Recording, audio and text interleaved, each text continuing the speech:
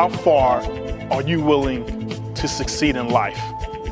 I was listening to this great story. This young man wanted to know how to be successful. So he walks up to this older gentleman that he knew. And he walks and goes, I want to know how to be successful just like you. So I want you to teach me the keys on how to be successful. And the old gentleman says, are you sure you want to know how to be successful? The young man says, yes, I want to know, how do I be successful? Meet me at the beach at 6 a.m. in the morning, and I'm gonna teach you how to be successful. The next morning, he shows up, and the old man walks along the beach. The young man's waiting eagerly, 6 a.m. All right, teach me how to be successful.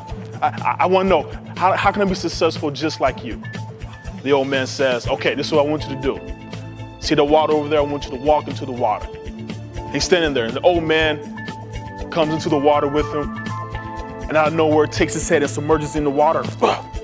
And the young man's fighting, he's fighting.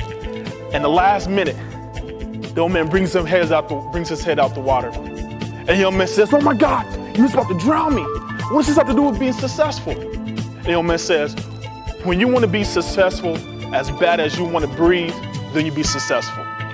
The keys in life, we want to be successful. You got to want it as bad as you want to breathe.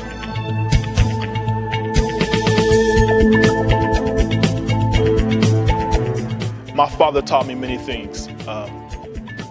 Growing up, he would tell me the stories of how, of the history of how he became a successful man. And he taught me many things, some good, some bad. He grew up in a small city in Arkansas where whites and blacks where blacks were discriminated and whites were the top dog. He was poor. He had 13 brothers and sisters. The only way for him to get out of that poverty-stricken situation was to get an education. My father always taught me to get an education because that's one thing that no one can ever take away from you, is your education.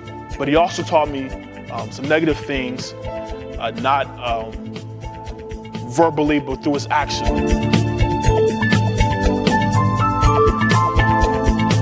You have to change the way you think, how you view yourself. John C. Maxwell said, the only way to change your viewpoint is how you think about yourself. Change the way you think and change your circumstances. How do you see yourself, your identity? How do you view yourself, your value? What are you worth?